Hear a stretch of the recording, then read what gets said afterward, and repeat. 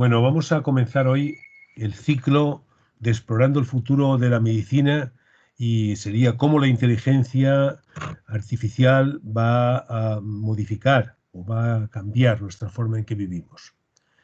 La verdad es que es importante porque quizá estamos abordando un problema, es curioso, hoy, coincidiendo con este inicio, en Estados Unidos se ha sacado un decreto en el cual se intenta controlar la inteligencia artificial. Es curioso porque parece una contradicción, pero a todo el mundo le preocupa el tema. El tema preocupa porque tiene un potencial enorme. Yo creo que nosotros hemos visto la conferencia anterior que dimos, era la ingeniería biomédica en la medicina del futuro. Vimos una muy interesante de computación y salud de Alfonso Valencia, del Barcelona Supercomputer Center, y realmente hay una cosa, nos dimos cuenta que estábamos ante un tema importante, sobre todo nuestro compañero Dani, el director del grado, el coordinador del grado de biomedicina, pues la verdad es que una cosa, es la persona que nos orienta en este tema. La conferencia de hoy es Inteligencia Artificial en Medicina, separando hechos de ficción. El ponente es Ignacio Hernández Medrano, que es un neurólogo y una persona con un currículum excepcional. Y yo me voy a referir a él muy brevemente porque lo va a presentar Virgilio. Podera Virgilio Gilard Iglesias, director de la Escuela Politécnica Superior de la Universidad de Alicante. La verdad es que Virgilio es una persona con un currículum excepcional, la verdad es que es una persona joven que acabó su grado en Ingeniería Informática en el año 2001 y bueno, realmente una cosa, creo que es una persona que tiene una carrera, digamos, desde el punto de vista tanto investigador como ¿sí? Tanto investigador como docente increíble. La verdad es que, en fin, yo creo que es una persona en el cual soportamos gran parte de lo que es el futuro desarrollo de esta línea tan importante.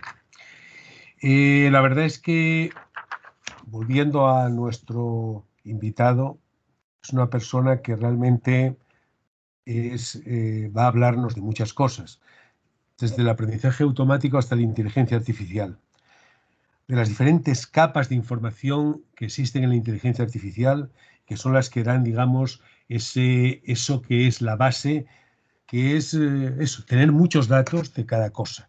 Es el procesamiento del lenguaje natural. Yo pienso que es un tema muy importante. Los datos y las evidencias más que los datos, permiten sacar leyes y conclusiones que permiten avanzar mucho al conocimiento.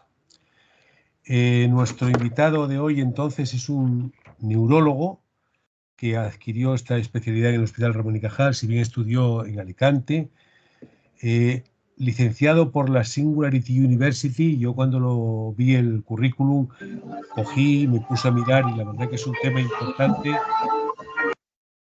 que debería de alguna manera hacernos pensar a los universitarios, no digo los de mi edad, los que ya estamos jubilados, sino aquellos universitarios que realmente cogen y están hoy digamos, son los que tienen la responsabilidad docente e investigadora, porque creo que esa universidad tiene buenas ideas. Es abierta, como ocurre en casi todas estas cosas, y realmente, en fin, todo lo que se habla de ella, las plazas que sacan, tienen un concepto muy diferente del que nosotros tenemos. La verdad es que es premio Princesa de Girona, y que es un día que...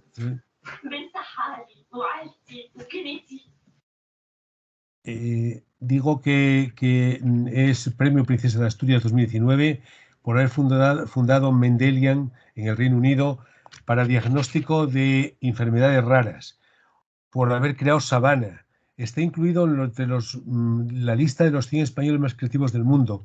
Creo que es una persona que realmente es un orgullo para nosotros tenerlo aquí, es un orgullo para Alicante. La verdad es que a mí me parece importante, sobre todo, las cuestiones que nos abren el camino hacia una nueva dimensión de una medicina donde los datos que se van obteniendo en cada momento son la base para el futuro desarrollo de lo que ocurre, de lo que va a ocurrir y del desarrollo de la ciencia médica y, por supuesto, del desarrollo al servicio de la sociedad. La verdad es que tuve la paciencia de coger y mirarme un poco lo que sería la base de la Universidad Singularity y me llamó la atención y se lo voy a comunicar y con ello acabo, porque realmente el alma mater es muy importante en estas cosas. Dice, es un lugar, la Universidad Singularity, donde los líderes aprenden a prosperar en tiempos de incertidumbre. Un plan de estudios que en continua evolución, no solo para mantener el día a día del ritmo del cambio, sino también para mirar más allá. Y sobre todo tener perspectivas únicas sobre todo hacia el futuro, con una singularidad en el uso de tecnologías exponenciales y su convergencia. Una programación práctica para cambiar su forma de pensar a través de talleres, proyectos, conferencias inmersivas, etc. Y, por supuesto, una red amplia y fuerte de líderes con ideas afines diseñada para fomentar conexiones que duren mucho después de que finalice el programa. Me parecen unas ideas tan potentes y tan fuertes que se las transmito. Y ahora ya sin más, Virgilio, tú tienes toda la palabra. Virgilio Aguilar. Pues muchas gracias, Salvador, como siempre. Y nada, en primero dar las gracias a Ignacio Hernández porque, bueno, su currículum, como lo ha comentado Salvador, es espectacular. Y para nosotros y para mí como guía, ¿no?, de esta ponencia, pues es un placer, ¿no? Y la pena es que no haya estado aquí, que nos hubiese gustado pues tenerlo presencialmente, ¿no? Creo que sobre Ignacio pues, se dicen cuestiones muy importantes, ¿no? Y simplemente el tenerlo presente, que está entre los 100 españoles más influyentes en la parte creativa, ¿no? En lo que son los negocios, pues dice mucho, ¿no? El premio Princesa de Girona, pues se lo dieron por la democratización, ¿no?, del acceso a la información científico-médica gracias a la inteligencia artificial. Y eso son palabras pues muy, muy importantes, ¿no?, y muy grandes, ¿no? Sí que cada vez que he visto varias conferencias suyas a lo largo de estas semanas y bueno, se me han quedado muchas frases grabadas que ha comentado, pero es cierto que a nivel como director de la Escuela Politécnica, pues he visto en él una sinergia, ¿no?, entre muchas de las titulaciones de diferentes centros que tenemos aquí. Desde la medicina, que como decía Salvador y Ana, pues iniciamos de nuevo esta titulación este año. Desde la ingeniería, en nuestra escuela pues tenemos la ingeniería biomédica, ingeniería informática. Este año también hemos lanzado el grado en ingeniería en inteligencia artificial y el máster en inteligencia artificial. Desde la lingüística, aquí tenemos grupos muy fuertes de investigación en PLN y creo que es una colaboración que ha tenido muchos frutos en nuestra universidad, con diferentes traductores, con muchas cuestiones que se están haciendo en la investigación a través de información no estructurada, ¿no?, desde las redes sociales, etcétera, en diferentes ámbitos, también en el de salud, pero pues hay trabajos muy buenos para la detección del suicidio, para la detección de pues, cuestiones muy importantes, ¿no? Entonces, todas las cuestiones que tenía relacionadas con Ignacio, pues creo que me sonaban pues, a una persona que no para de formarse y que integra pues, muchas de las competencias y conocimientos, ¿no?, que tenemos en nuestra universidad. Hay una frase que me gustó mucho, que dijo, y porque mucha gente nos la pregunta, ¿no?, con la inteligencia artificial, y que comentó, también como lees estas cosas, Ignacio, corrígeme tú si no fue así realmente, pero que la inteligencia artificial no iba a quitar el puesto a los médicos, ¿no?, sino que iba a ser otro médico que conociese esas herramientas y cómo usarlas, ¿no? Y entonces creo que eso es muy importante y aplicable a cualquier sector donde se está implantando la inteligencia artificial. Entonces, bueno, creo que lo que nos puede contar hoy pues, nos puede abrir, ¿no?, la mente y sobre todo pues eso, en las carreras de medicina, que todavía creo y que estamos muchos de acuerdo que los planes se siguen haciendo sin integrar o sin introducir tecnologías, ¿no?, que ya como usuarios, ¿no?, que deben conocer los médicos para ayudarles en asistir, ¿no?, en los diagnósticos, en los tratamientos, etcétera, pues creo que es importante también. Entonces, bueno, pues sin más, le doy la palabra a Ignacio y muchísimas gracias por estar aquí. Bueno, pues muchas gracias a vosotros. La verdad es que, pues por suerte o por desgracia, me toca dar bastantes conferencias, pero pocas veces pues recibo esta bienvenida o acogida tan cariñosa Y bueno, pues no sé si es porque soy alicantino o no, pero yo diré que precisamente en mi casa y en mi tierra es donde con más cariño se me recibe y eso em, pues da mucho gusto. Vamos al grano, que es lo que la gente quiere oír. Voy a compartir pantalla y os pediré que por favor me confirméis que la estáis viendo, que no será la primera vez que no se ve. Se ve, se ve. Vale, perfecto. Pues vamos a por ello, al grano. Mirad, Napoleón no era bajo, de hecho era bastante alto. Walt Disney no solo no está congelado, sino que no dibujó, no inventó a Mickey Mouse. Los toros no se sienten atraídos por el rojo. La muralla china no se ve desde el espacio. Sherlock Holmes nunca dice en sus libros, Conan Doyle, elemental, mi querido Watson. Esa frase no está. Igual que en Casablanca, no se dice nunca, toca la otra vez Sam. Van Gogh no se cortó una oreja. Mozart no se llamaba Wolfgang Amadeus. Los vikingos no usaban cascos con cuernos. Newton no tuvo nada que ver con ninguna manzana. El 666 no está en ningún escrito bíblico. Los avestruces no meten la cabeza debajo de la tierra cuando hay peligro. Einstein no era malo en matemáticas, de hecho era muy bueno. Y aunque Superman nos hiciera pensar lo contrario, los diamantes no son carbón a alta presión, nada que ver. Esto probablemente es lo que ocurre con la inteligencia artificial, que no es lo que creemos o lo que pensamos y vamos a intentar asegurarnos de que todo el mundo está en el mismo punto para luego poder ir a las últimas cosas que están pasando, porque en realidad lo que ocurre es que el concepto de inteligencia artificial va cambiando. Si nos fuéramos a la antigua Roma y nos pusiéramos allí a la salida del foro y le dijéramos a alguien, oye, una máquina que puede multiplicar dos números cualesquiera, eso es inteligencia artificial. Pues ten por seguro que te habría dicho que sí. Sin embargo, si te lo preguntan hoy, dirías, hombre, pues eso es una calculadora, ¿no? Y si te vas a 1850 y le preguntas si es inteligencia artificial a alguien algo que puede resolver ecuaciones complejas, seguro que te va a decir que sí. Sin embargo, si lo preguntaras hoy, te diría, pues eso lo hace cualquier ordenador, ¿no? Y si en 1950 le hubieses preguntado a alguien, ¿y una máquina que gane al humano al ajedrez es inteligencia artificial? Te habrían dicho que sí. Si lo preguntas hoy, pues un ordenador también un poco mejor, ¿no? Y a día de hoy, si preguntas a alguien, o hace pocos años, oye, una máquina que pueda sacar en el MIR, en el examen MIR, la máxima nota, ¿eso es inteligencia artificial? Te dicen sí. ¿Y ahora sí o no? ¿O por cuánto tiempo?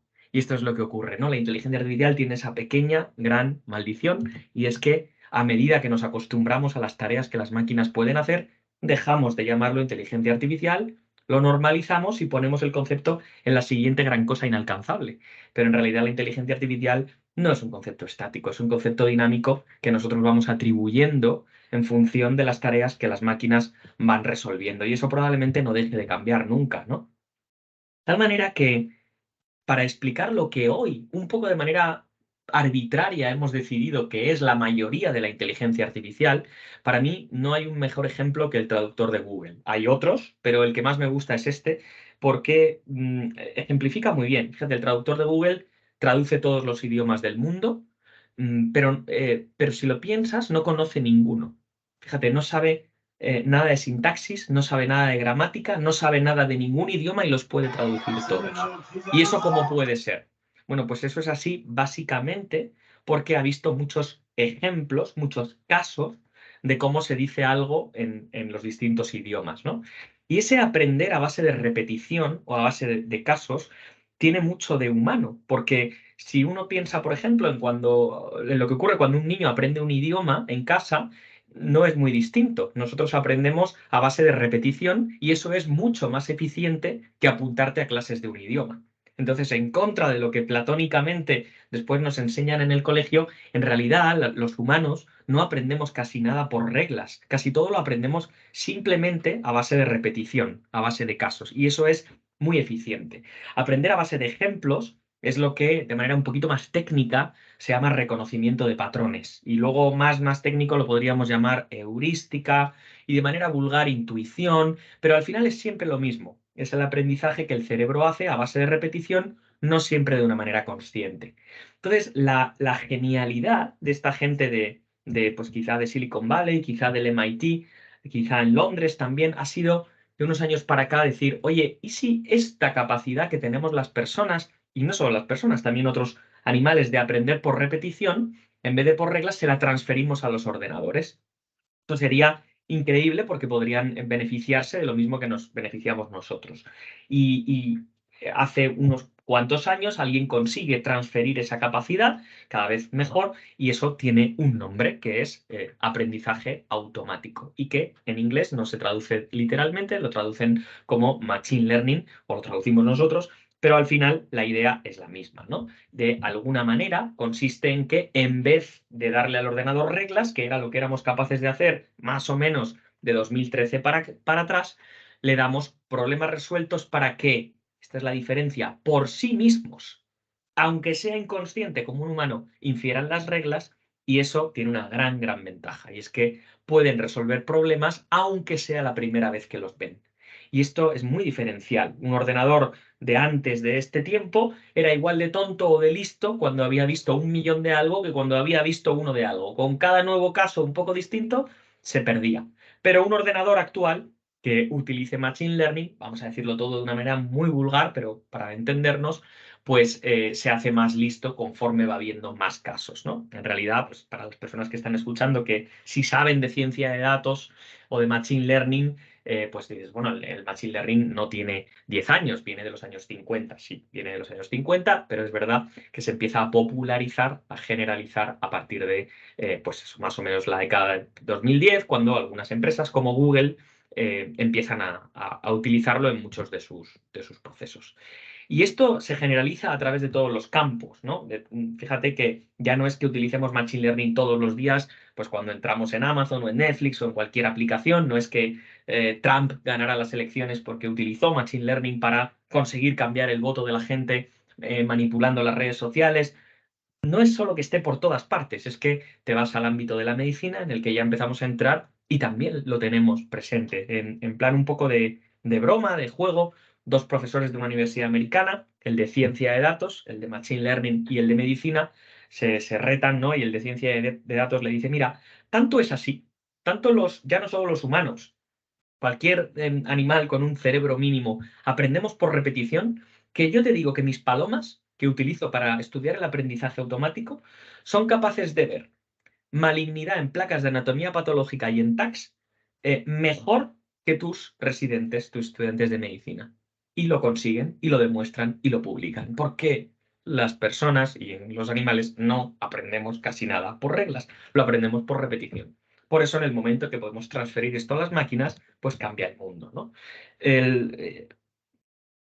No nos sorprende tanto, entonces, que en 2019 llegara este artículo en Lancet, esta edición al final del año, en la que decía, vale, ha ocurrido. Las máquinas alcanzan por fin a los humanos en diagnóstico por imagen. Esto era algo que más o menos desde 2013, 2014 esperábamos que iba a ocurrir, y bueno, seguimos un poco la evolución, y ahí fue cuando ya empezó a reconocerse en los ámbitos académicos.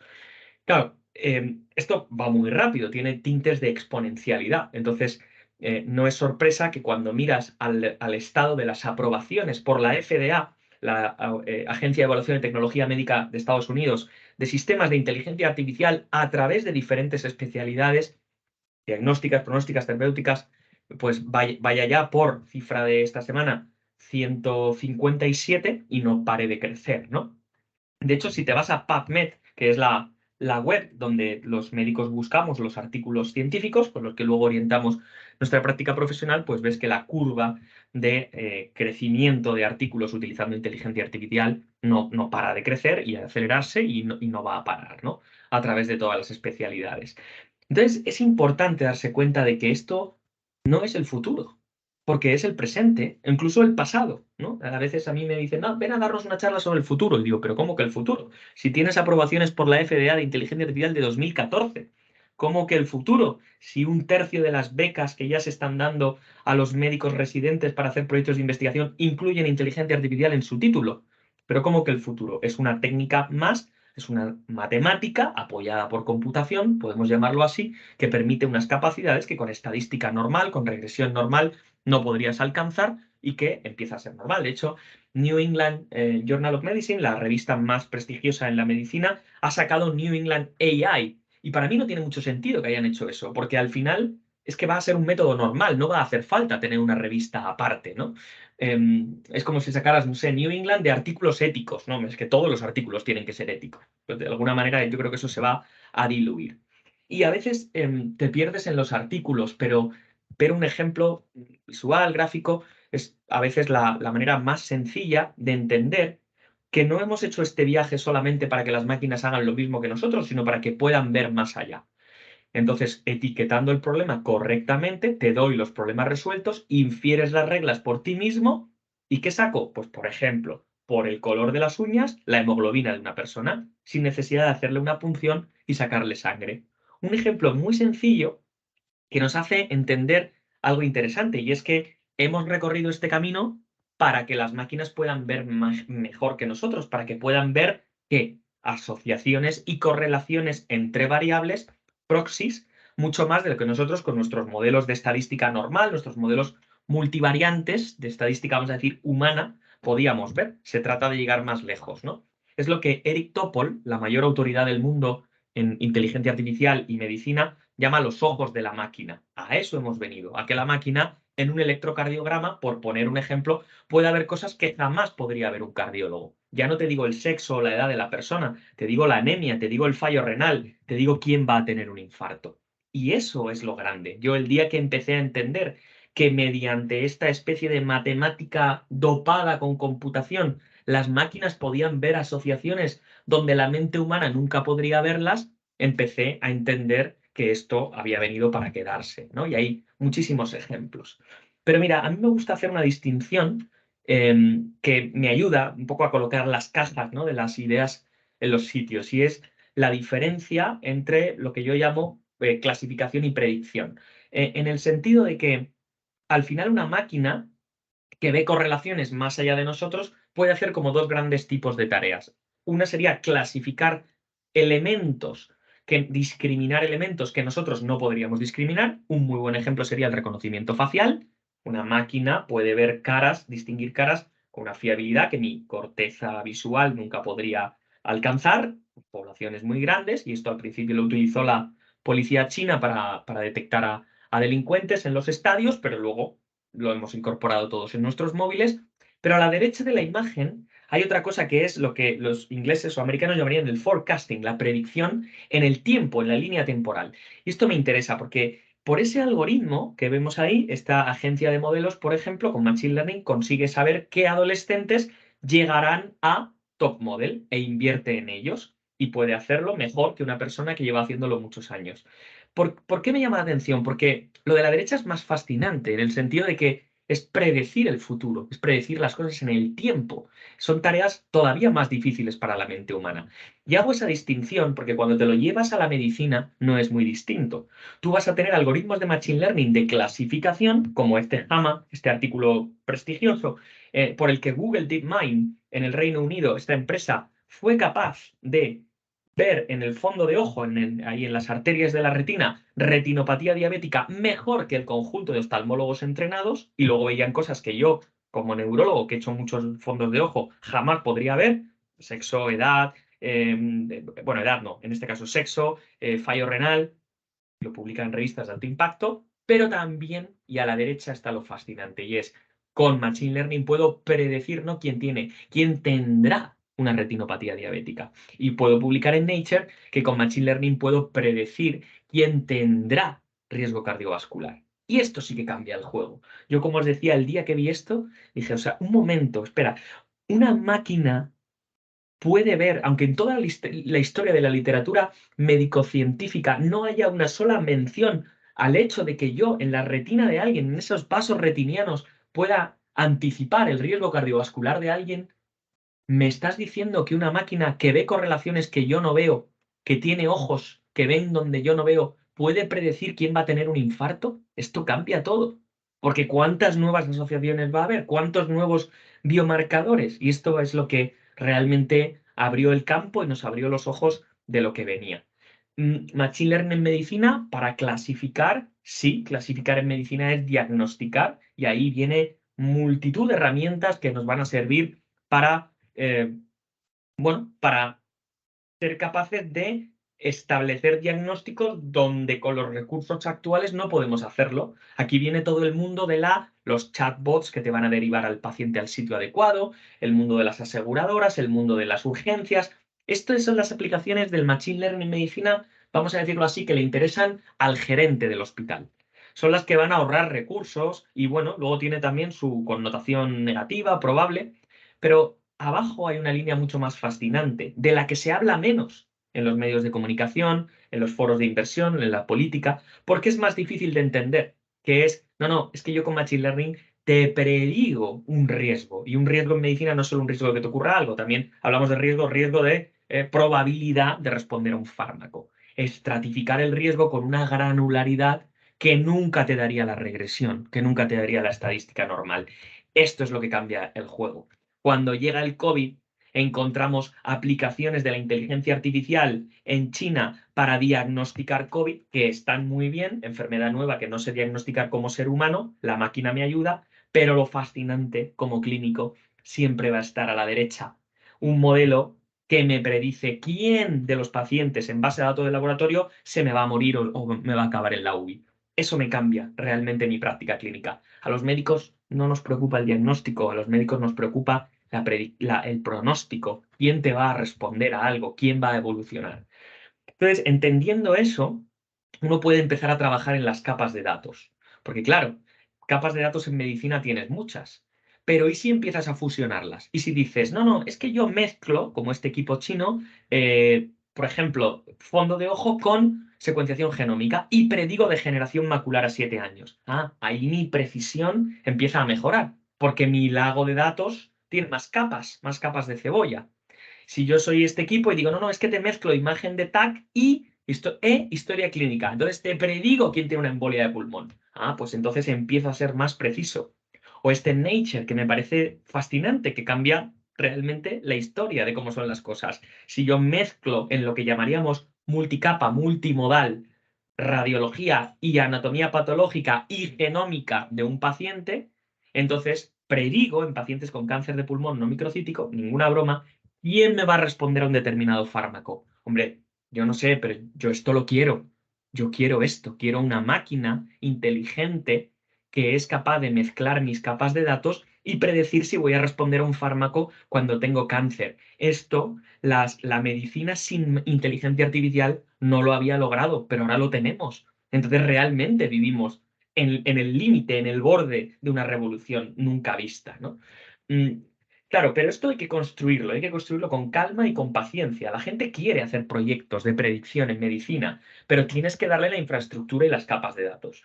Y no lo digo yo, lo dice el director de información de la Clínica Mayo o de la Clínica Cleveland o de MD Anderson, de los lugares punteros del mundo. En esto te dice, tienes que ir colocando las capas poco a poco, de más fácil a más difícil. Primero, asegúrate de que los que quieran hacer proyectos de Machine Learning tengan bien ahí colocadas en un servidor todas las imágenes, luego métele el dato estructurado de las historias clínicas, por ejemplo, las prescripciones o los datos del laboratorio, luego métele una cosa que en medicina es fundamental, el dato desestructurado, las notas que hace el médico cuando escribe, el lenguaje natural, luego métele todo el mundo de los wearables, los sensores, los devices, todo esto que está tan de moda, luego métele las ómicas, genómica, microbiómica, proteómica, y luego ya si quieres rizar el rizo, le metes información ambiental y cada capa que vayas metiendo aumentará tu predictibilidad, ¿no? Con Machine Learning, más se beneficiará. Entonces, bueno, de alguna manera se suele, pues cuando te invitan a dar una charla, yo siempre pienso que solo hablar de tu proyecto, pues no es agradable porque es de ser un pesado, pero también no hablar nada de lo que tú haces tampoco es correcto, porque entonces, ¿tú qué haces, no? Aparte de dar charlas. Bueno, pues yo, además de dar charlas, tengo un proyecto. Yo me centré, por eso pongo ahí la flecha roja, en esa capa de datos que es la desestructuración de las notas de los médicos. Y no por casualidad, es porque ahí hay un gran valor, ahí hay en torno al 80% de la información que se recoge todos los días en los hospitales. Entonces, si uno tiene un sueño, que es que un día tú vas a ir a un sitio, el médico te va a preguntar lo que te pasa, se va a girar, va a consultar con una máquina donde hay miles de casos como el tuyo, va a sacar lo mejor para ti y te lo va a dar, En realidad lo que ese médico va a consultar cuando vaya a esa máquina va a ser información desestructurada, porque el 80% está desestructurado. Entonces, afortunadamente tenemos una tecnología que lleva muchos años, que es una disciplina de la inteligencia artificial, una subdisciplina, que se encarga de entender el lenguaje humano, de transformar, como sabéis, el texto en algo discreto, en variables, ¿no? En unos y ceros. Entonces, igual que lo puedo utilizar pues, para saber en webs que cama doble es lo mismo que cama de matrimonio, para webs de hoteles, pues lo puedo utilizar para muchas otras cosas. Pero aquí hay que hacer un pequeño parón, y es que el procesamiento del lenguaje natural que vamos a utilizar tiene que ver con lo discriminativo, con clasificar, con diferenciar A de B. Y enseguida vamos a ver por qué. Mirad, este es el punto de partida con el que yo me encontré en 2014, que era genial, el Machine Learning va a llegar y nos va a permitir hacer estas predicciones y estas descripciones de las enfermedades. Muy bien. Pero la mayoría de lo que se escribe en los hospitales va a estar en texto libre, no va a estar estructurado. Ahí va a haber ambigüedad en el lenguaje humano, copia-pega, acrónimos, negación, el paciente dice que no sé qué, subjetividad, temporalidad. Entonces, ¿cómo ponemos en marcha este concepto del Clinical Natural Language Processing? Especializar esta tecnología en leer historias clínicas. Y a eso nos pusimos a trabajar, pero claro, estamos en medicina, estamos en ciencia, no vale con hacerlo, tienes que demostrar que está bien hecho, que la base de datos que tú generas leyendo textos automáticamente es replicable y robusta, si no, no vale. Entonces, tuvimos que crear sobre la marcha, y por esto es por lo que nos hicimos conocidos en el mundillo, una metodología de evaluación de procesamiento del lenguaje natural clínico, porque si no tienes calidad del dato, entonces no te vale para sacar conclusiones. Entonces, aparte de hacer los modelos de procesamiento por especialidad y por patología, que nos permiten decir, bueno, pues gammapatías monoclonales, por ejemplo, pues yendo a historias clínicas de no sé cuántos hospitales en no sé cuántos idiomas, puedo generar una base de datos automáticamente y ya no tienen que hacerlo los médicos durante años. Literalmente ahorramos años de médicos metiendo variables en una tabla. Bueno, pues esto permite estudiar las enfermedades a otro nivel, ¿no?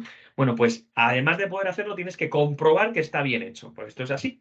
Pero una vez lo tienes, pues tienes algo maravilloso y es la capacidad virtual de crear tantos registros de enfermedades como quieras, solamente extrayendo de manera anonimizada la información de los hospitales o de los centros de atención sanitaria. Y esto realmente ahorra muchísimo tiempo de los médicos, y no es solo un tema de ahorro de tiempo, es la cantidad de datos que puedes sacar, que te permite a su vez modelizar más, ¿no? Este es un caso real que hicimos con oncólogos de diferentes hospitales españoles que decían, mira, tenemos un problema y es que no sabemos, un paciente que tiene un tumor sólido, maligno, no sabemos realmente cómo predecir su probabilidad de trombosis o de hemorragia. Y esto es un gran problema porque o te pasas o te quedas corto de anticoagulante. Entonces, bueno, con Machine Learning hemos sido capaces de hacer y validar, eso es la clave, un modelo que predice lo que el oncólogo puede hacer. Y ahora, de facto, en cuanto lo tengamos publicado, que estamos ya en tercera revisión del artículo principal,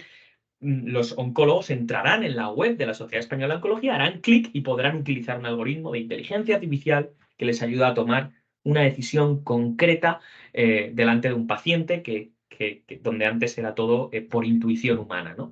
De eso se trata, de ir poco a poco sustituyendo la intuición humana por la intuición de la máquina y combinándola, ¿no? Bueno, pues esto es Savannah, esto es la empresa que yo creé hace unos años y con más gente, por cierto, todos de Alicante, y bueno, que estamos expandiendo por el mundo tan rápido como podemos, ¿no?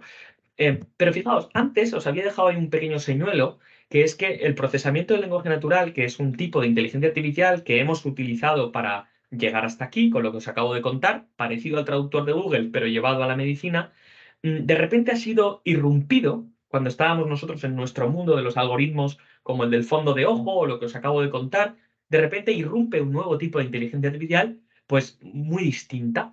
Y esta inteligencia, este subtipo de Machine Learning que se llevaba fraguando unos años, es distinto. No discrimina A de B, ya sea en el presente o en el futuro, sino que hace una cosa totalmente distinta. Lo que hace es introducir variaciones en base a lo que ha aprendido. Es decir, te doy muchas fotos de un caballo y te creo una nueva foto de un caballo con una pequeña variación.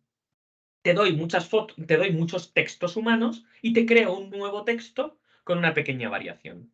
Con la diferencia o con la peculiaridad de que esa variación de texto te lo hago de una manera muy ingeniosa que te genera la ilusión de que estás teniendo una conversación. Y esto es básicamente ChatGPT, ¿no?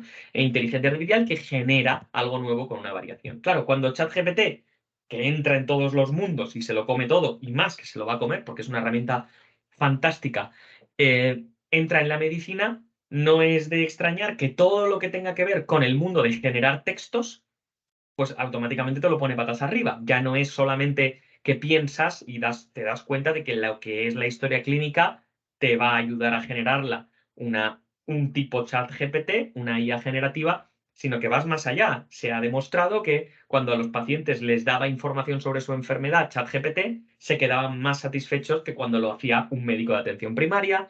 Se ha demostrado que ChatGPT es capaz de aprobar el MIR con mejor nota que los seres humanos y todo lo que tenga que ver con documentación o texto médico realmente lo fulmina, ¿no? Es imparable y además cada 6 meses va a ser mejor y no hay quien lo pare. Ahí tenemos todo tipo de aplicaciones de ChatGPT en medicina, pues para educar al paciente, para revisar literatura científica, para montar casos clínicos para estudiantes, en fin, todo lo que tenga que ver con documentar, está muy claro. Pero hay algo que pasa desapercibido y es que no es tan fácil cuando entramos en el mundo de realmente la atención clínica y el soporte a la decisión. Es decir, aquello en lo que veníamos trazando una historia que era en ayúdame a diagnosticar o a predecir, ChatGPT no está tan fácil, porque como lo que crea es nuevo cada vez, no puedes terminar de validarlo. Y claro, estamos en ciencia. En ciencia nos gustan los denominadores, no nos valen solo con los numeradores, no nos gusta el cherry picking, ¿no? Entonces, el problema de ChatGPT es que unas veces acierta y otras no. Y como no puedes saber cuántas, pues esto va a ser muy difícil de encerrar como algoritmo validado. Es un poco como lo que le pasa a Google, ¿no? Google, fíjate, es una herramienta increíble y la usa todo el mundo, lleva 25 años. Y la gente de facto la utiliza para preguntar dudas médicas. Pero ¿por qué nunca se ha establecido? ¿Por qué Google no es una fuente respetada académica de información clínica? Porque nunca puedes saber cuándo es correcto y cuándo no. Entonces, ChatGPT, aunque no se diga, le va a pasar algo muy parecido. Entonces, bueno, esto es controvertido, pero ChatGPT, pero me mojo, ChatGPT para interfaz con el ser humano de conversación, sí. Para el fondo, que es crear los algoritmos robustos que dan respuestas en medicina, no creo. No es la vía. Es la inteligencia artificial discriminativa, no es la generativa. Con todo, nosotros estamos contando una historia que va de una medicina basada en síntomas o intuitiva que en su día, en los años 80, pasó a la medicina basada en pruebas, en la evidencia, y ahora estamos entrando en un nuevo mundo que es esta medicina de precisión. Y esto, por supuesto, que tiene problemas y riesgos y limitaciones, ¿no?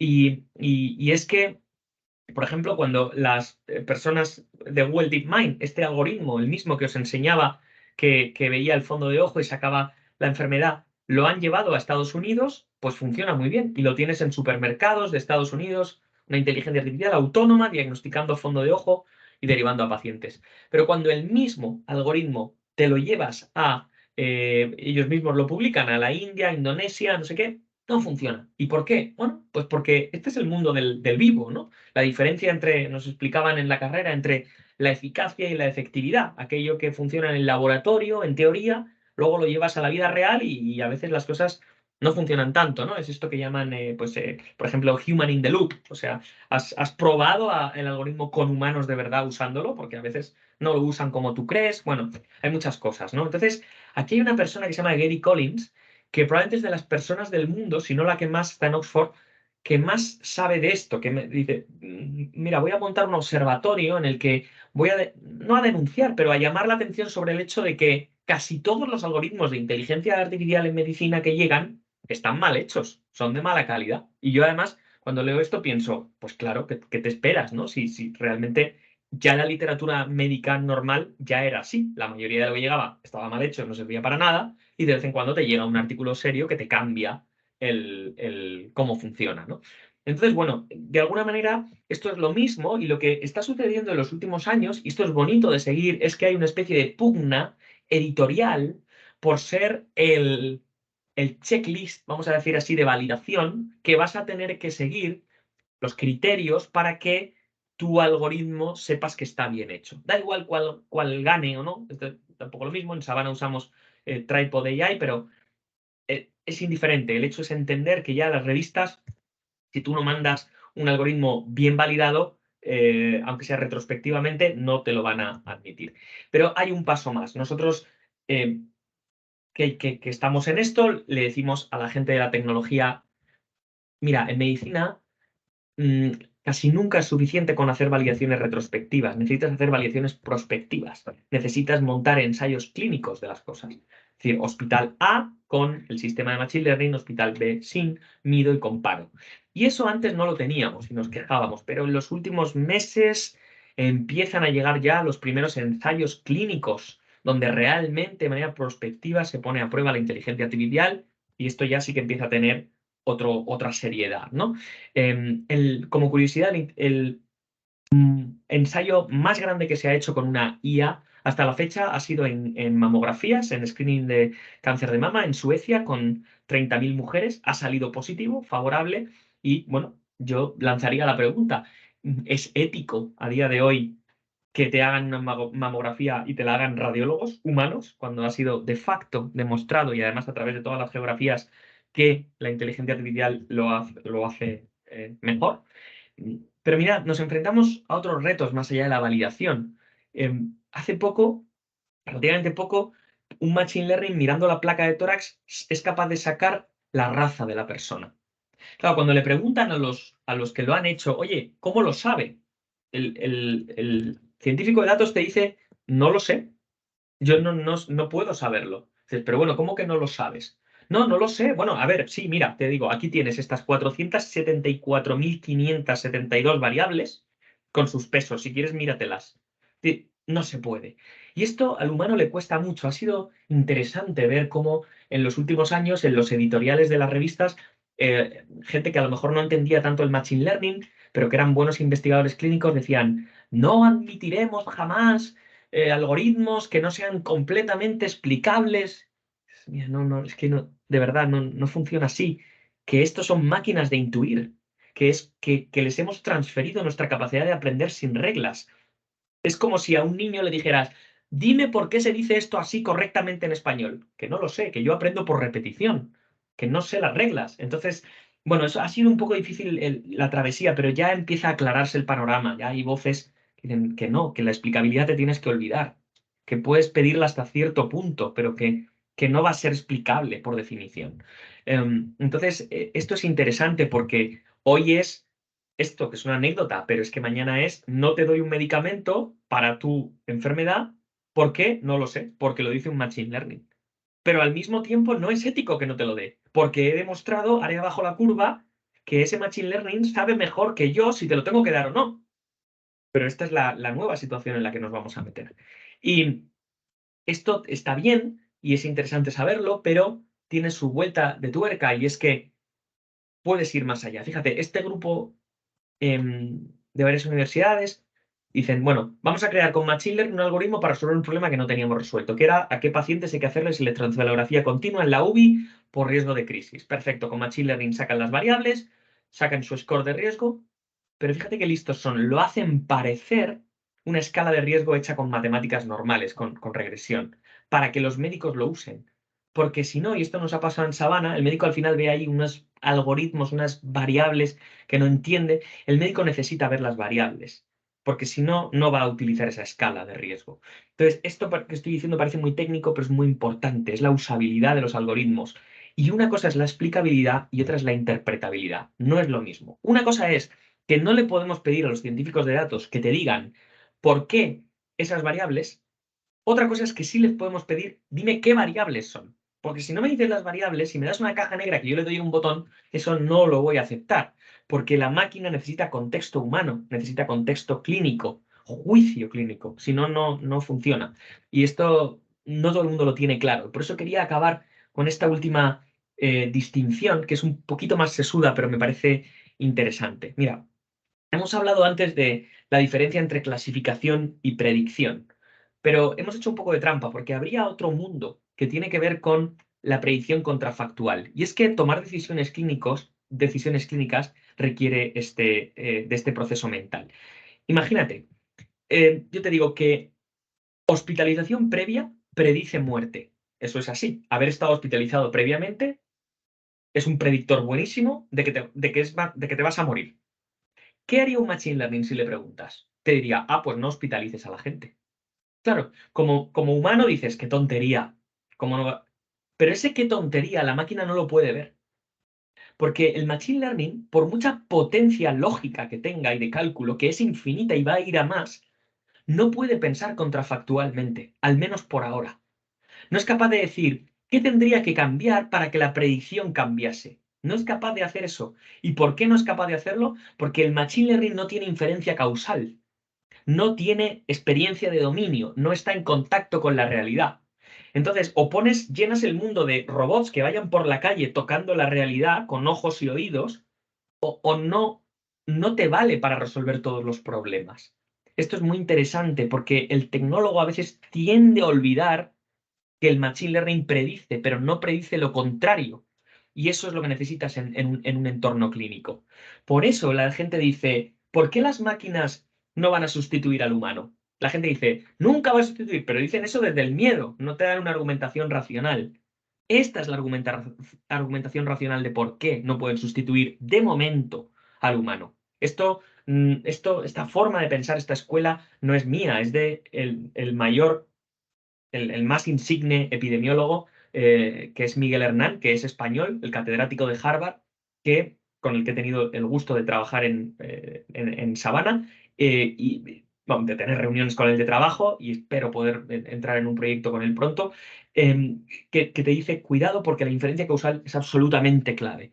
Y esto realmente cambia el paradigma. Luego hay gente que no lo ve exactamente así, que piensa que podemos hackear este sistema para que las máquinas, aunque no piensan causalmente, emulen la manera de pensar causalmente, y ahí ya te empiezas a meter en una espiral de ideas que no acabas nunca y no sales, pero realmente esto es el límite. El límite del conocimiento ahora mismo está aquí, en esta pregunta. El camino del machine learning nos va a llevar por algunos sitios desconocidos. La gente quiere tener respuestas para todo y no lo sabemos. Es que no hemos caminado esto todavía. Por eso me gusta cuando el editor de JAMA, un poco antes de la pandemia, ve este artículo, que es muy interesante por las fotografías de estos ciudadanos, puedes sacar quién tiene fibrilación auricular y quién no. Y esto es increíble desde el punto de vista técnico, pero el editor de JAMA dice, cuidado, un momento, ¿cuál es la pregunta? Porque la pregunta puede ser esta, o puede ser orientación sexual, o puede ser psicosis, o pueden ser muchas cosas. Entonces, tenemos que hacer las preguntas correctas, ¿no? Bueno, la verdad es que la inteligencia artificial ya está llegando a todos los ámbitos. Los ingleses tienen ya sus guías para comprar inteligencia artificial en los hospitales de manera adecuada. Digamos que es una visión que empieza ya a estar materializada, ¿no? Y bueno, lo que hemos aprendido es que al final los grandes proyectos algunas veces se te caen por el tema de la mal entendida privacidad, algunas veces se te caen por presupuesto, pero casi siempre se te caen por no tener la pregunta clínica correcta. Porque, como muy visionariamente dijo Picasso, los ordenadores son inútiles ya que solo dan respuestas. Así que bueno, con las 100 personas más o menos que trabajan todos los días conmigo en Savannah, entre lingüistas, médicos, matemáticos, programadores, os dejo porque de alguna manera pues ellos son los responsables de que estemos aquí. Y bueno, pues nada, simplemente deciros que todas las semanas actualizo este tema con un email que se lee en segundos sobre inteligencia artificial y su intersección con la investigación médica, así que si esto os ha gustado e interesado, pues ahí podemos seguir. Y nada, de nuevo quiero volver a dar las gracias por contar conmigo en este rato. Espero que haya sido interesante y estoy a vuestra disposición. Pues muchísimas gracias, Ignacio. La verdad es que, bueno, un aplauso que está dando Salvador, creo que bien merecido, ¿no? O tenemos los micros apagados la mayoría, pues no sé si se escuchará, ¿no? Pero bueno, la verdad es que yo creo que que a la gente le abre, ¿no? Y nos hace pensar, ¿no? Sobre todo nos hace reflexionar, que es muy importante, ¿no? Sobre todo lo que has dicho.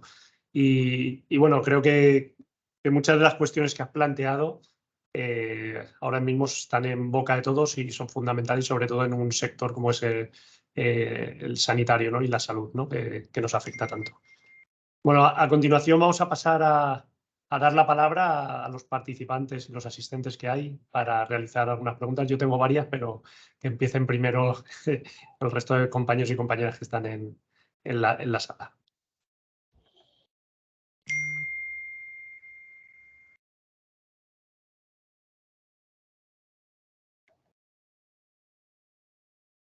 ¿Hay alguna mano levantada? Es que no lo veo.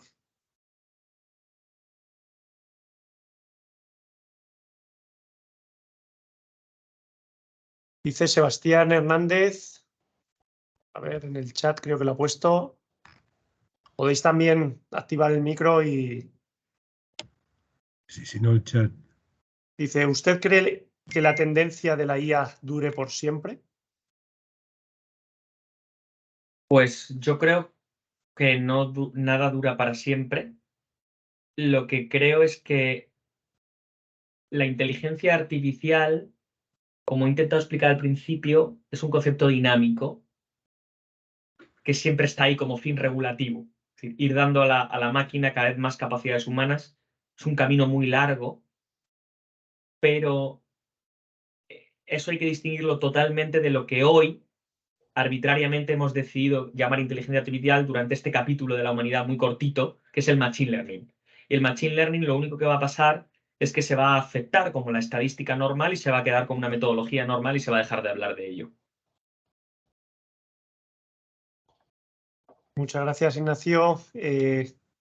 No sé si hay alguna pregunta más, alguien que quiere... Bueno, yo tengo varias. Hay una cuestión que sí que, no sé cómo en Sabana lo resolvisteis en su momento, ¿no? En los inicios, o bueno, teníais contactos y estabas directamente dentro del hospital, pero a nosotros nos ha pasado muchas veces el problema de acceso a los datos, ¿no? Y sobre todo de datos tan pues personales, ¿no? Y con tanta regularización que hay. Cuando queremos hacer una investigación sobre cualquier tema que queremos contrastar información, variables, mezclas, etcétera, pues nos es complicado, ¿no? Sobre todo los que venimos del mundo más de la ingeniería, es complicado acceder a esa información. Sin embargo, se ha demostrado pues, que en la época de pandemia, pues, que los hospitales han colaborado más, que se han cedido más datos, etcétera, pues que se ha avanzado mucho más, ¿no? ¿Cómo ves esa parte o que va a influir en los próximos años el tener ese acceso, si se puede abrir más toda esa información que tienen los hospitales, que al final son millones y millones, ¿no? de datos que nos interesarían a los ingenieros y a los científicos? Sí, a ver, yo creo que vivimos un momento bueno, porque antes era como una especie de nebulosa donde nadie sabía muy bien lo que había que hacer y lo que no, y ahora ya se va aclarando. Tú tienes un reglamento, por ejemplo, europeo, para hablar de Europa, de protección de datos muy claro, que da un mandato, que es que si el dato está anonimizado, porque, hombre, parece que proteger los datos de carácter personal de una persona enferma pues tiene sentido, ¿no? Si un dato está anonimizado y lo vas a utilizar con fines de investigación, de nuevo, porque parece que utilizar un dato con fines comerciales, sanitario, pues es un poco así. Pero si es con fines de investigación y anonimizado, hay que usarlo. Fíjate que digo hay que usarlo. No digo puedes, digo que es un deber ético. Y esto me gusta porque ya últimamente empiezan a salir voces que dicen, no es solo que es legal, es que es un deber como sociedad reutilizar el dato con fines de investigación. Esto antes no lo podías decir, ¿eh? Porque fíjate que estamos hablando sin consentimiento. Y entonces la gente, ¿cómo que sin consentimiento? No, perdona, es que tu dato tienes que contribuir socialmente con él si está anonimizado para que se investigue. Esto ya empieza a aceptarse en casi todos los ámbitos. Y además la gente cuando le preguntas en las encuestas es demoledor la cantidad de gente que está a favor, ¿no? De que se utilice su dato. En toda Europa hablo. Entonces, bueno, yo creo que es un momento mucho más dulce y más fácil de lo que fue anteriormente. Todavía queda un tema ahí un poco cultural de la transferencia física del dato fuera de los servidores de un servicio de salud a nubes y cosas así, aunque esté regulado contractualmente. O sea, todavía te queda algún informático que no entiende que el dinero está más seguro en la caja fuerte en el banco que debajo del colchón.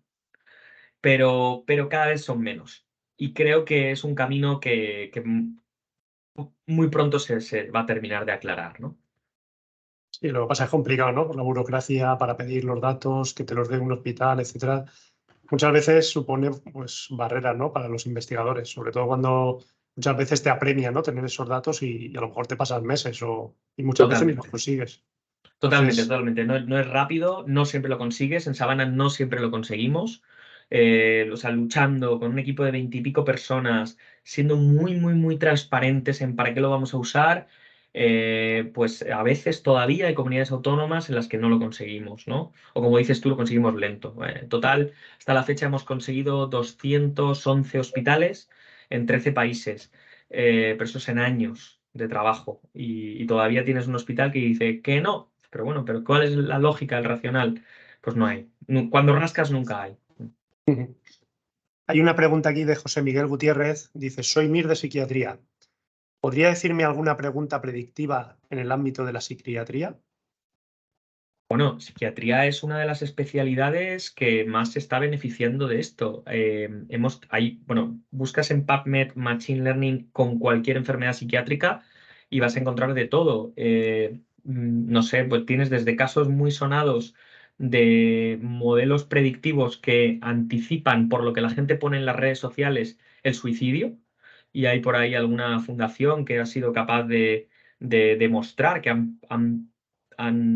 conseguido la prevención de suicidio haciendo intervenciones de este tipo, a cosas mucho más académicas de coger historias clínicas y montar modelos de respuesta, pues, por ejemplo, antidepresivos, fenotipando y mezclando con el genoma. Bueno, la verdad es que está a través de todas las patologías. La psiquiatría se deja querer por el machine learning mucho porque esa subjetividad es capaz de parametrizarla, ¿no? Y eso es muy prometedor. Añade también qué tipos de... Ah, perdona, José Miguel. Habla tú Muchas directamente, sí, si quieres. Y luego preguntaba también qué tipos de datos y modelos utilizarías. Bueno, el dato de historia clínica es la fuente, la base, porque en esa especie de desestructuración y subjetividad que puede aparecer que hay en una historia de psiquiatría, en el fondo lo que hay son muchos patrones encerrados. Y lo que en nuestra mente nos parece indescifrable, un machine learning puede hacer maravillas con esos predictores. Y luego, como te decía, todo el tema de Sentiment Analytics, que es la disciplina del procesamiento de lenguaje natural, que se encarga de descifrar lo que encierra la gente en Internet y en redes sociales, han sido de los casos más bonitos que se han visto. Y luego también tienes algunas experiencias de, por ejemplo, con el móvil, por la voz y por el movimiento, ser capaz de anticipar crisis en depresión y en trastorno bipolar. Y es increíble los proxies que puedes llegar a tener. Es decir, cosas que tú como humano nunca serías capaz de predecir. De repente una máquina con suficientes datos, pues por el móvil puede predecir con 3, 4, 7 días de antelación quién va a caer en una crisis, ¿no? Muchas gracias, Ignacio. Un abrazo. Gracias a ti. Bueno, Elena Ronda tiene otra pregunta también. ¿Se me escucha? Sí, Ah, perfecto. vale. Hola, bueno, Ignacio, lo primero decirte que es que me ha encantado. Me parece, yo soy especialista en medicina preventiva y salud pública y bueno, me he dedicado a la epidemiología toda mi carrera profesional y claro, ver esto es como para mí si hablaras en parte en ciencia ficción, ¿no? Porque bueno, en fin, yo para que te hagas una idea así un poco, una de los grandes, bueno, pues de las cosas que más orgullosa estoy de mi carrera es que logré unir el censo de datos al registro de mortalidad durante 10 años. Y esto, bueno, me costó sangre, sudor y lágrimas. Y fíjate que hablábamos pues, de datos secundarios, en fin, que veo ahí una evolución y me ha gustado mucho el planteamiento, cómo lo has hecho, lo que has comentado de la validación, de la efectividad, porque realmente, bueno, cuando te he escuchado, pues he visto un sustento y una base y una aplicabilidad. Entonces, bueno, yo esto te lo comento, pero mi pregunta iba por otra vía. Como hemos comentado, empezamos con el grado de medicina y sí que te quería preguntar esto, tú ¿qué consejo nos darías, ¿no? Ahora que empezamos el grado, que tiramos para adelante, que tenemos esta, vamos a decir, esta ventaja prospectiva, ¿no? de ponerlo en marcha. ¿Nos das alguna recomendación, alguna orientación? Bueno, gracias, Elena. A ver, yo creo que sí que hay que, de alguna manera, dedicar algo del programa a formar a los alumnos en ciencia de datos, porque van a ser usuarios de ella y también creadores de modelos. Eso no quiere decir que los médicos ahora tengan que aprender a programar en Python para ser ellos los que lo hacen. No creo que vaya por ahí la formación de un médico, pero sí tener el lenguaje igual que lo tienes de la estadística, ¿no?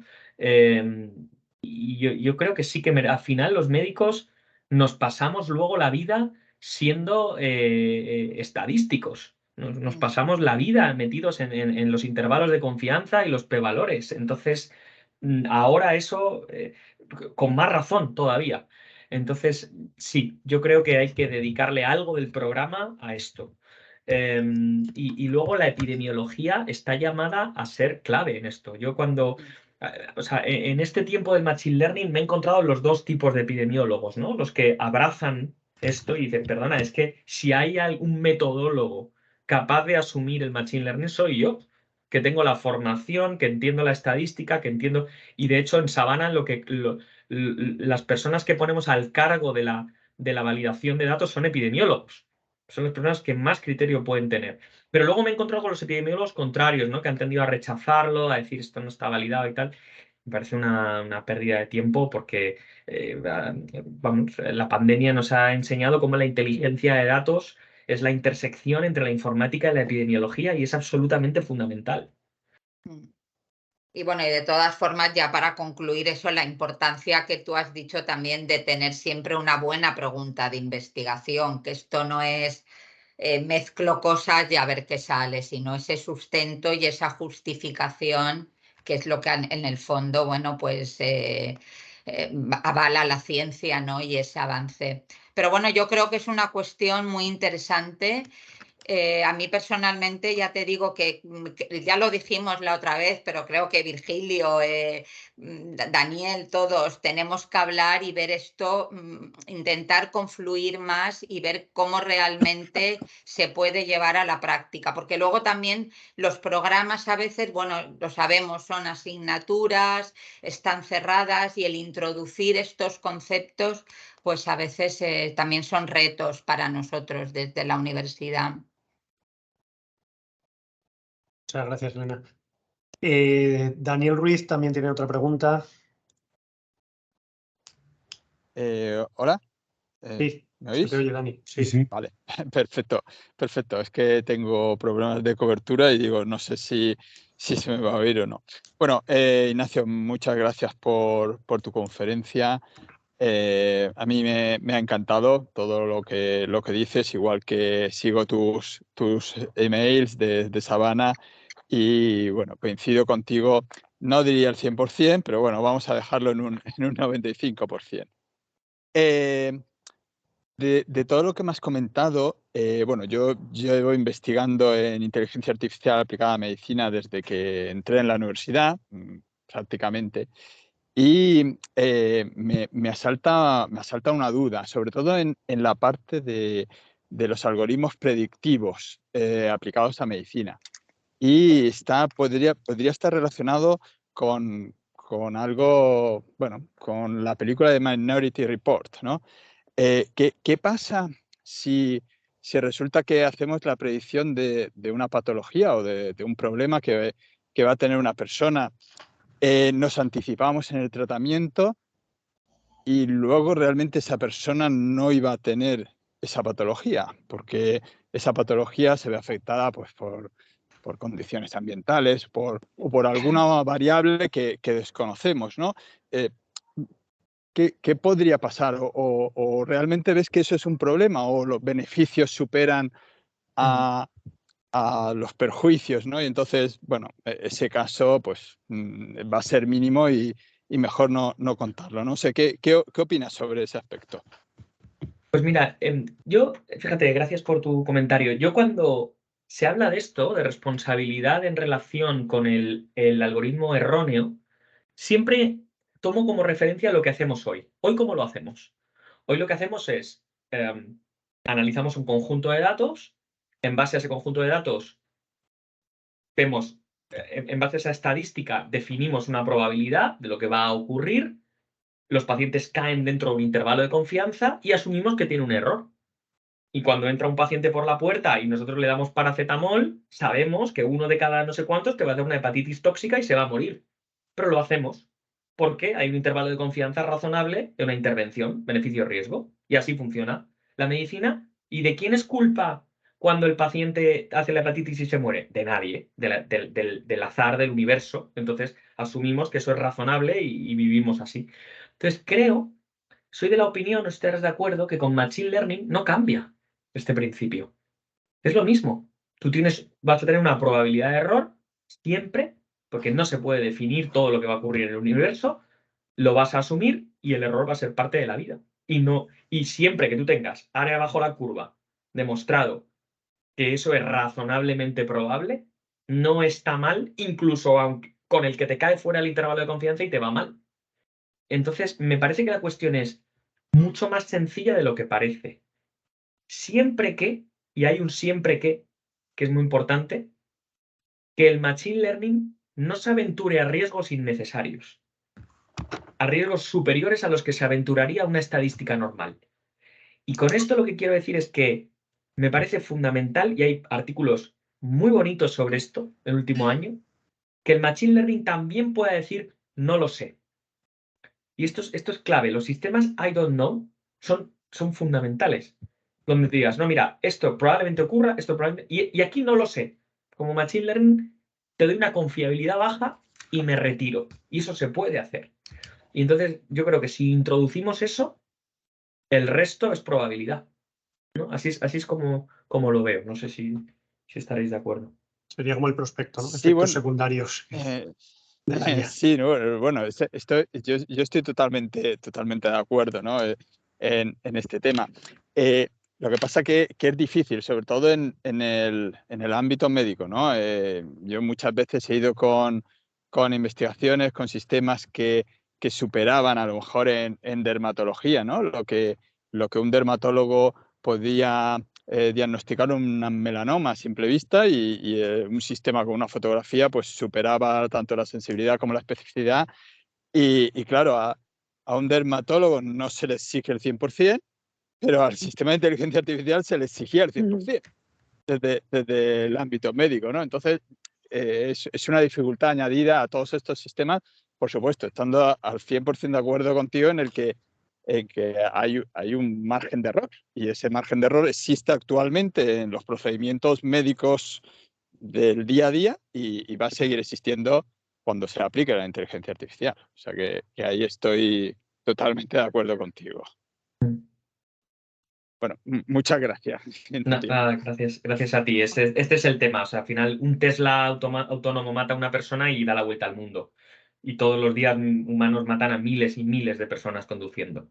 Este es el tema de la robótica, ¿no? Bueno, vamos a las dos últimas preguntas. Una pregunta de Ángel, profesor del DLSI, del Departamento de Lenguaje y Sistemas Informáticos, y que está en el grupo de procesamiento de lenguaje natural. Muchas gracias, Virgilio. Bueno, Ignacio, enhorabuena por la conferencia. Muy interesante, ¿no? Yo te quería hacer dos preguntas. Una la has comentado en una de las transparencias que has presentado, ¿no? Es el tema de ChatGPT. Hay una tendencia del abuso, no del uso, sino del abuso de ChatGPT.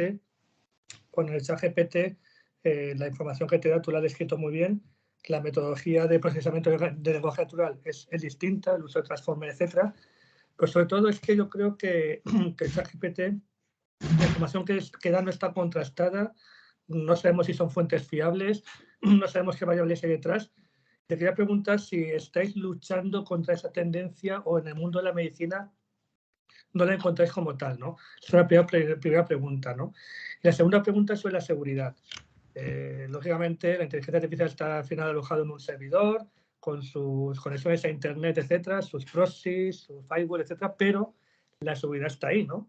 ¿se está trabajando para intentar investigar, dotar de una seguridad especial distinta a la que hay actualmente para este tipo de máquinas en medicina, donde al final la decisión es importante y que no se pueda hackear o transformar esa decisión por otros intereses?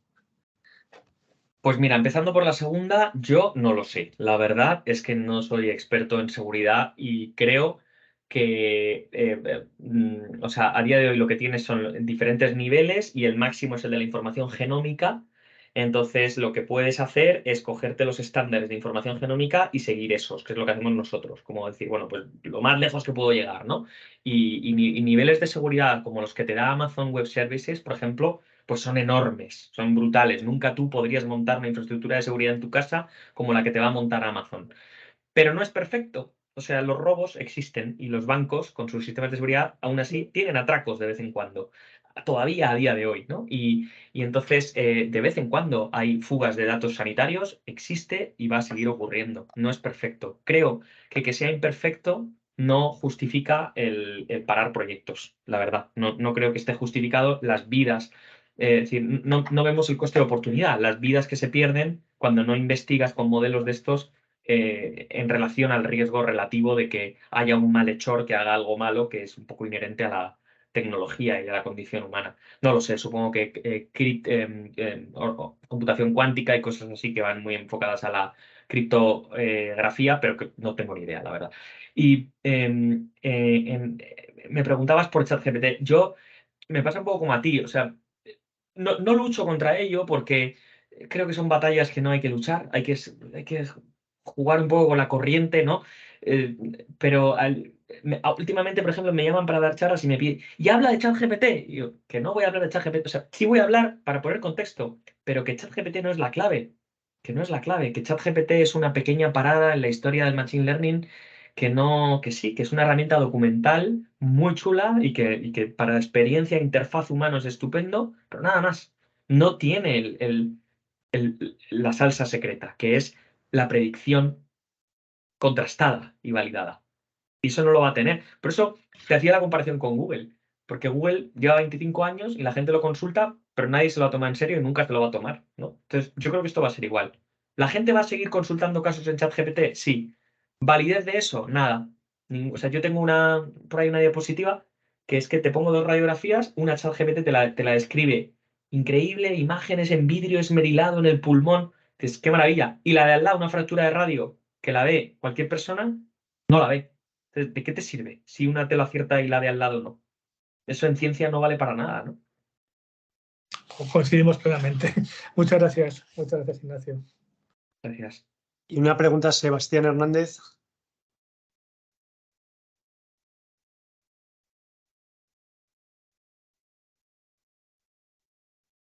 ¿No se te oye, Sebastián? No, tiene cerrado el micrófono. Bueno, pues teníamos otra de José Miguel Gutiérrez, creo, que nos preguntaba, dice, ¿cómo puede hacerle? Muchos médicos de mi entorno son reticentes a la inteligencia artificial. ¿Cómo puede hacerles cambiar de opinión cuando tienen ese componente emocional negativo con este tema? Con datos, con áreas bajo la curva, con valores predictivos positivos, partido 1 menos valor predictivo negativo. Es que, ¿quién puede luchar contra eso para bien y para mal? Es que cuando tú has demostrado que un algoritmo predice la muerte o la respuesta a un fármaco mejor que el estado del arte, yo, bueno, he visto el cambio de los últimos años, cómo pasábamos de ser absolutamente incomprendidos. Me ha pasado de todo, ¿eh? O sea, de levantarme la mano a un gerente y decirme, por favor, ¿podemos dejar de hablar de tonterías ya de inteligencia artificial y hablar de cosas serias? Esto no hace tanto, ¿eh? Hace 6 años, 5. Y de repente es la charla inaugural en todos los congresos científicos de medicina del mundo, es la charla de inteligencia artificial. Pues nada, no les queda nada. A estos que rechazan no les queda nada, porque es que lo van a tener delante. Muchas gracias, Ignacio. Bueno, Sebastián decía que iba a escribir por aquí porque no le iba el micrófono, que iba a escribir su pregunta, pero todavía estamos a la espera. Una cuestión, Ignacio, mientras tanto. Bueno, hemos visto la aplicación de la IA a casos espectaculares, ¿no? Has contado lo del fondo de ojo, etcétera. Pero ¿y a los problemas que tenemos con el servicio público de salud? Con las listas de espera, todo esto. ¿Cómo lo ves? ¿O cómo podría resolverlo? Porque, claro, a la gestión no le damos importancia y, sin embargo, es un gran tapón, ¿no?, que tenemos en nuestro, digamos, bienestar, ¿no? Y creo que es muy importante también. Totalmente. Y hay cosas, ¿eh? O sea, Machine Learning y gestión, hay bastantes modelos que pueden pulverizar el estado del arte en predecir ocupación de camas, personas. Estoy de memoria, artículos que me van viniendo a la cabeza. Personas que no van a acudir a la consulta y entonces te ahorras pruebas de laboratorio fútiles que no sirven para nada. Cirugías que se van a demorar, consumo de bolsas de sangre. Tienes Machine Learning a través de todo el espectro de la gestión sanitaria desarrollado en los últimos 5 años por los grandes hospitales americanos, Kaiser Permanente, Mount Sinai y MD Anderson. Están ahí. Otra cosa es que, bueno, el ritmo de penetración de la inteligencia artificial en la gestión pues va lento, cuesta, pero disponibles. Y además con la ventaja de que no necesitan tanta validación clínica, que no necesitas un ensayo clínico, o sea, que es ponerte a usarlos. Llevamos muchos años aconsejando a los gerentes y a los consejeros de sanidad que entiendan la magnitud de lo que pueden mejorar la eficiencia si aplican Machine Learning en sus datos sanitarios. No digo que el mensaje llegue fácilmente, pero yo sí que creo que en los últimos 2 años ha habido un despertar a las ganas de utilizar esto. Y hay una gran diferencia, Virgilio, y es el presupuesto. Mira, no había presupuesto y ahora hay. Con los fondos NextGen, el sistema de salud español tiene 1 año y medio para gastarse, creo que son 400 millones de euros en inteligencia artificial, y esto cambia completamente el panorama, ¿no? Muchas gracias. Bueno, Sebastián ha podido hacer la pregunta y que creo que es muy interesante también. Es estudiante nuestro de Ingeniería Biomédica y pregunta que si tu empresa ofrece prácticas. Sí, siempre abiertos a todas las cabezas, así que puede contactar. Y además de las prácticas, si recomiendas alguna vía académica para dedicarse a esta rama. Se ve que le ha gustado mucho.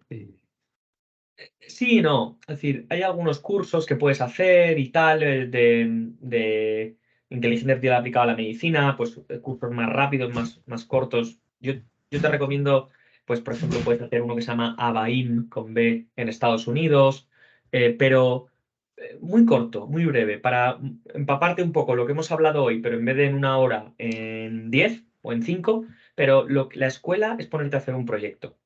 La escuela es pedir un FIS, es pedir una beca, es pedir una ayuda a una farmacéutica, quien sea, es tener una pregunta de investigación, es hablar con un data scientist de donde sea, del instituto de esta propia universidad, de allá donde esté, y es ponerse a trabajar. Esa es la escuela.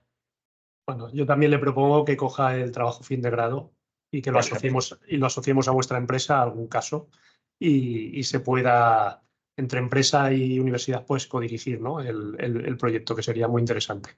Entonces ahí lo dejo para ese tema, y bueno, nos pondremos en contacto porque como eres alicantino, bueno, pues mi obligación es el que pues te intereses por nuestros estudiantes, ¿no? Que creo que están en casi todas las empresas, y esto no es menos, ¿no? O que montes una delegación en Alicante en un futuro, ¿no? Que Bueno, también eso sería muy interesante. O sea, que bueno, eso que sería estamos muy abiertos. feliz. Mira, hemos hecho ya trabajos de fin de grado en Sabana, hemos hecho tesis doctorales, y vamos, si esto nos sirve para que nos ayudéis a desbloquear el hospital, cualquiera de los 2 hospitales de Alicante, que no hemos conseguido trabajar con ellos, pues todavía mejor. Bueno, pues pondremos todo nuestro empeño, ¿no? Claro, ese es el reto. Ese será el reto, desde luego. Sí, además aquí tenemos una unidad de Sí, investigación conjunta, Xavier, sí. Y creo que es también otra línea que tenemos en relación, y creo que para nosotros es muy interesante. Y bueno, hablaremos en breve, ¿no, Ana?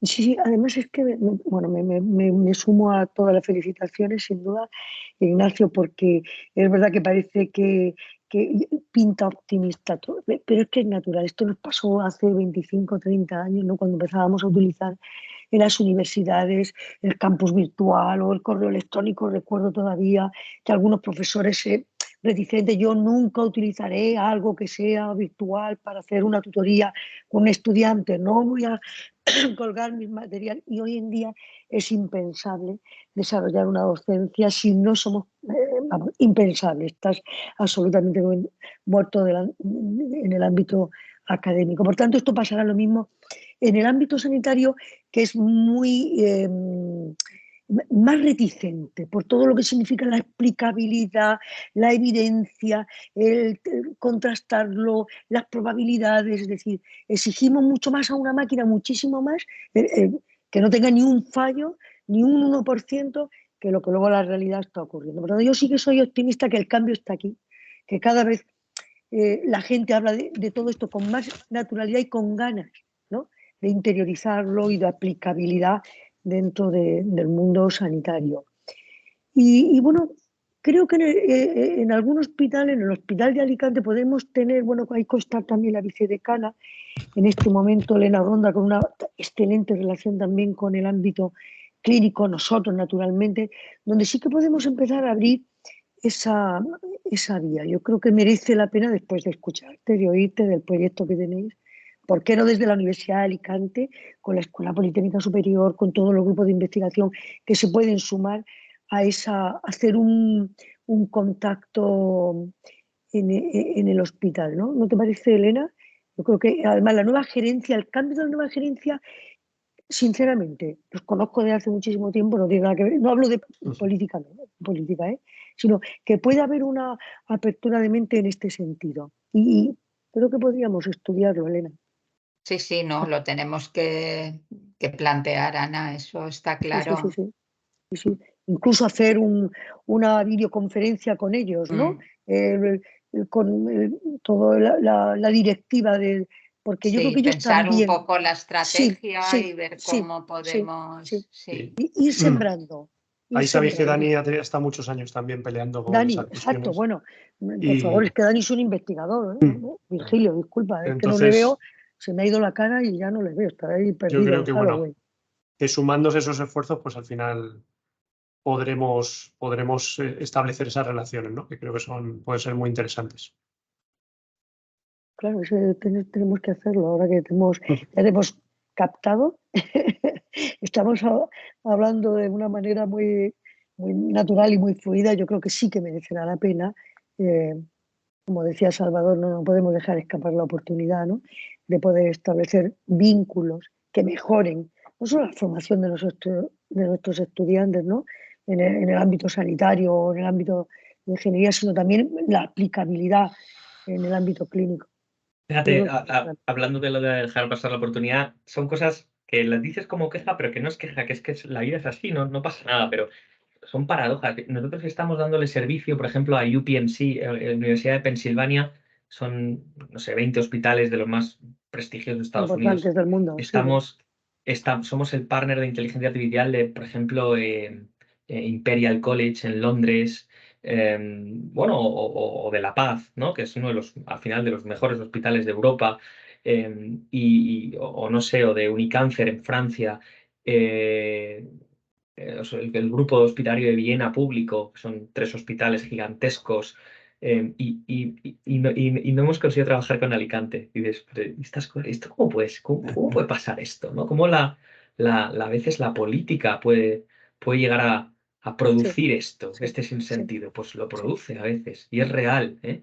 Y lo que está en juego es la vida de la gente, no es una broma. Entonces, bueno, pues ojalá podamos solucionarlo. Seguro que sí. Pues nada, pues simplemente, y para terminar, pues darte las gracias de nuevo, Ignacio, por tu atención y por tu tiempo, y bueno, a todos los asistentes, y que ha sido una ponencia increíble, ¿no? Y llevamos, la verdad, una racha de ponencias espectaculares, ¿no? Desde computación cuántica, muchísimo, sociedad de ingeniería biomédica, y bueno, y también con esta, pues nada, que agradeceros el esfuerzo también, Salvador y Ana, por los invitados que traéis, y nada, que ha sido un placer, Ignacio. Gracias. Y que Gracias. vamos, que te tomamos la palabra, que seguiremos Sí, en sí, sí. contacto. Claro que Así sí, que nada, igualmente. exacto. Gracias a todos. Un abrazo. un abrazo. Un abrazo. Hasta pronto, pronto. hasta siempre. Hasta luego.